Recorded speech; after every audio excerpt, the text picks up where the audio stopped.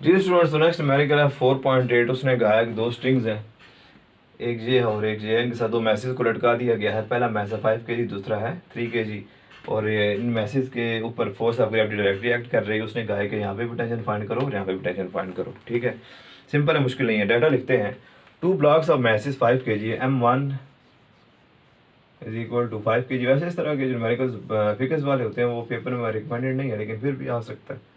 M2 is equal to 3 kg are suspended by two strings S one. Find the tension in each string. जो पहली string है उसमें हम tension को नाम दे दिया T1, दूसरे को हमने नाम दे दिया T2। देखेंगे जी, फॉर फर्स्ट केस, पहला जो केस है यहाँ पे जो टेंशन है वो किसकी वजह से है? दोनों मैसेज की वजह से है, और दोनों मैसेज के ऊपर फोर्स ऑफ ग्रेविटी एक्ट हो रही है डायरेक्टली, तो दोनों मैसेज दोनों ब्लॉक्स के वेट के बराबर होगा। तो हम लिखेंगे T1 is equal to W1 plus W2। दोनों ब्लॉक्स के वेट के बराबर होगी टेंशन यहाँ पे। तो हम लिखेंगे T1 is equal to W, weight का फार्मूला आपको पता है, W इज इक्वल टू क्या होता है? mg। तो पहले के लिए क्या हो जाएगा? M1g, क्योंकि g तो कांस्टेंट है, g के साथ 1 2 लिखने की जरूरत नहीं है। M2 क्या हो जाएगा? W2 क्या हो जाएगा? M2g। T1 will be equal to, इनमें से g को कॉमन ले लीजिए, अंदर क्या आ जाएगा? M1 plus M2। Putting the values we have, T1 will be equal to g, आपको पता है कितना होता है? 10 on the surface of earth, 10। M1 कितना है? 5 प्लस M2 कितना है? 3। So T1 will be equal to 10 into 5 plus 3, 8. T1 will be equal to 8, 10 times 80। Tension force है तो इसका यूनिट क्या होगा? न्यूटन। अब आगे जी आपके पास सेकंड केस, चलिए यहाँ पे लिख लें, फॉर सेकंड केस। अब आप यहाँ पे आ चुके हैं, यहाँ पे याद रख लीजिए। अब इस स्ट्रिंग में जो टेंशन है वो किसी वजह से? M2 की वजह से। M2 का जो वेट होगा वही टेंशन के इक्वल होगा। तो हम लिखेंगे T2 is equal to W2। T2 is equal to MA होता है, यहाँ पे क्या हो जाएगा? M2A। पुटिंग यहाँ पे A आप लिख लो या G लिख लो, आपकी मर्जी है। एक्सेलरेशन, क्योंकि फोर्स ऑफ ग्रेविटी एक्ट कर रही है तो उसको हम शो करते हैं ग्रेविटेशन एक्सेलरेशन को G से, तो यहाँ G लिखो, ज़्यादा बेहतर है। Putting the values we have, T2 will be equal to M2 कितना है? 3, और G की वैल्यू आपको पता है 10। T2 हमारे पास कितना आ जाएगा? 3, 10 टाइम्स 30। टेंशन फोर्स है तो यूनिट क्या होगा? न्यूटन। सिंपल न्यूमेरिकल था जी। ठीक है जी, नोट करना चाहे तो नोट कर सकते हैं।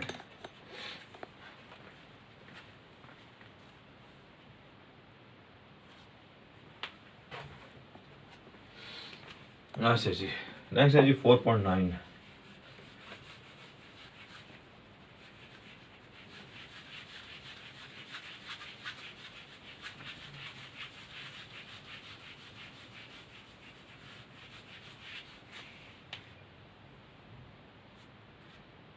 Four point nine is important. 4.9 important numerical जी, जरा सुनिएगा। A nut has been tightened by force of 200 newton. Force given है 200 newton. Using 10 centimetres long spanner, जितनी स्पैनर की लेंथ होती है उसी को मोमेंट आर्म कहते हैं। क्यों कहते हैं? क्योंकि स्पैनर का एक एंड आपके हाथ में है, वो लाइन ऑफ एक्शन है, स्पैनर का दूसरा एंड नट के ऊपर है, वो एक्सिस ऑफ रोटेशन है। The distance between the line of action and axis of rotation is known as moment arm. तो जो लेंथ ऑफ द स्पैनर है वही क्या है? मोमेंट आर्म है।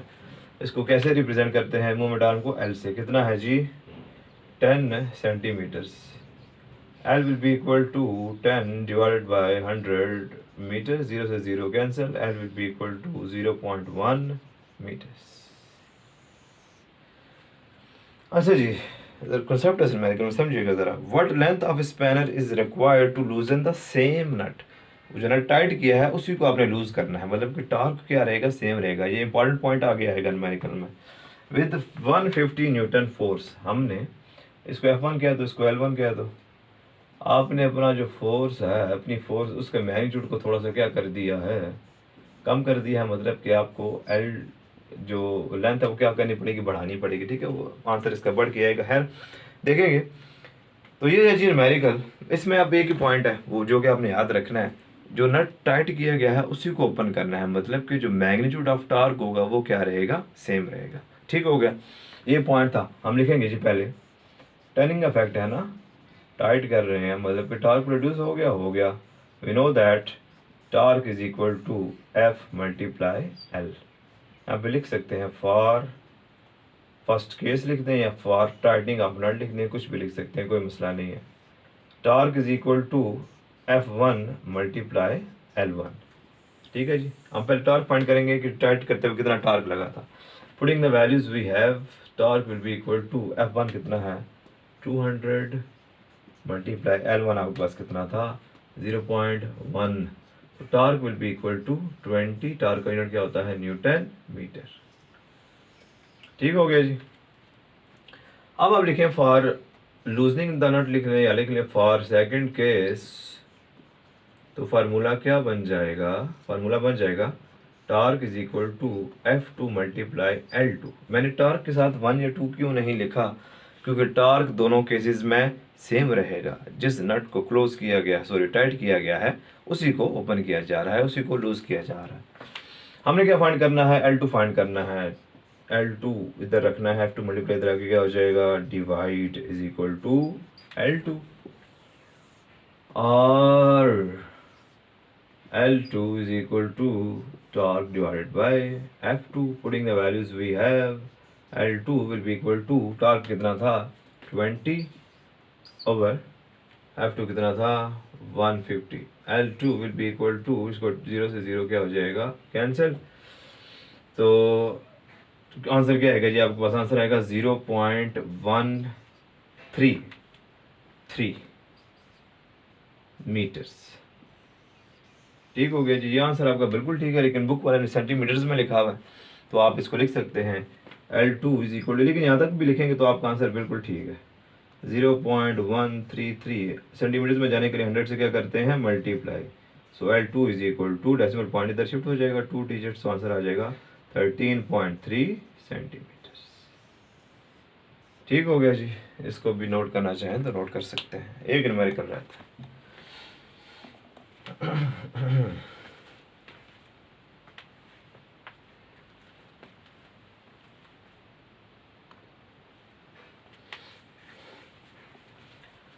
स्टार्ट करते हैं जी आखिरी न्यूमेरिकल में।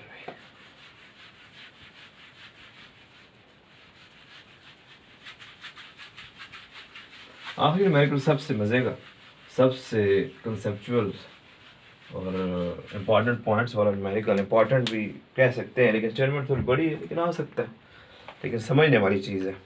उसने कहा जी a block of mass 10 kg, last numerical है चैप्टर नंबर 4 का 4.10। ब्लॉक ऑफ मैथ कितना गिवन है 10 kg, m is equal to 10 kilogram, is suspended at a distance of 10 centimetres. मैं एक फिगर बनाऊंगा, वहाँ से आपको ज़रा क्लियर हो जाएगा। उसने कहा जी एक बार है, यूनिफॉर्म बार है,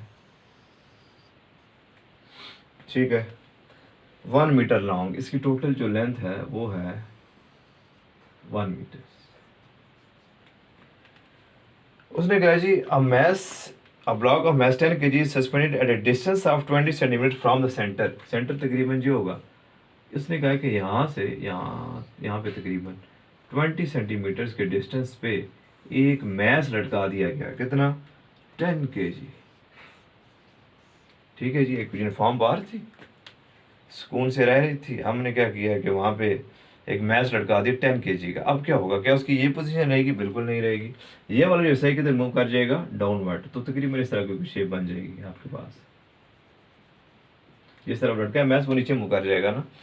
उसने कहा जी what force is required to balance it. उसने कहा कि अब दोबारा आपने इसको क्या करना है, बैलेंस करना है at centre of gravity. 1 metre total length है, हमने इसको बैलेंस करना है सेंटर ऑफ ग्रेविटी के ऊपर, मतलब कि सेंटर ऑफ ग्रेविटी इसका क्या बनेगा 0.5 metres at the other end of the बार।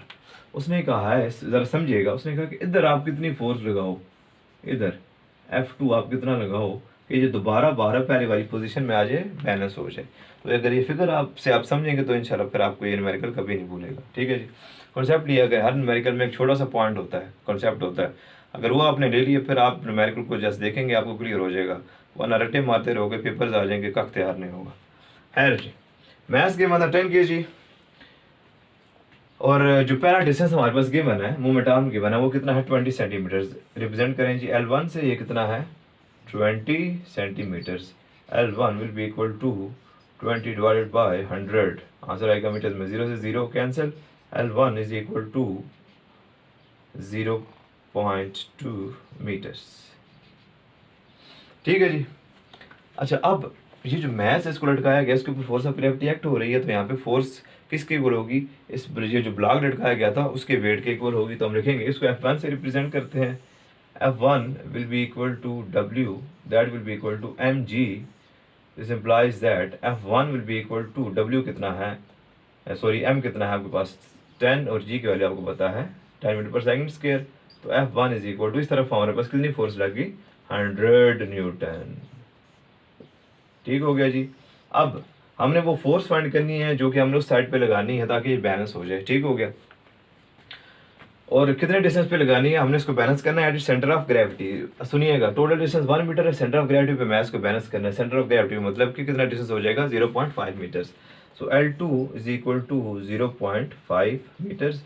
और हमने F2 क्या करना है इसके लिए फाइंड करना है। सुनना जरा बात, जब मैस को इधर लटकाया तो ये बार किधर मूव करेगा, नीचे की तरफ, मतलब कि ये कौन सा मूवमेंट है, क्लॉकवाइज मूवमेंट है। अब हमने जो इधर से फोर्स लगानी है उसके ऑपोजिट डायरेक्शन में लगानी है, मतलब कि ये कौन सा मूवमेंट है, एंटी क्लॉकवाइज मूवमेंट है।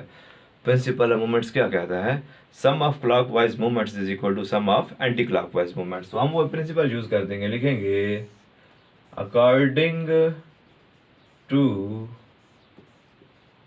प्रिंसिपल ऑफ मूवमेंट्स, डायरेक्ट लिख रहा हूं मैं, सम ऑफ क्लॉकवाइज मूवमेंट्स हमारे पास क्या आती है F1 मल्टीप्लाई L1, बल्कि लिख लेते हैं, पूरा लिख लेते हैं, clockwise movements is equal to sum of, लिख लेना वैसे, एंटी क्लॉकवाइज, यहाँ तो आई एक एक ना, तो मैंने सामने लिखा मूवमेंट। क्लॉकवाइज मूवमेंट में हमारे पास क्या था, एक फोर्स थी F1 और डिस्टेंस क्या था L1। इस तरफ हमने जो फोर्स लगानी है एंटी क्लॉकवाइज वो क्या है F2, और ये डिस्टेंस हमारे पास यहाँ से यहाँ तक कितना गिवन था 0.5 मीटर। ये कितना है L2। हमने F2 की वैल्यू फाइंड करनी है, इसको अलग कर लेते हैं जी।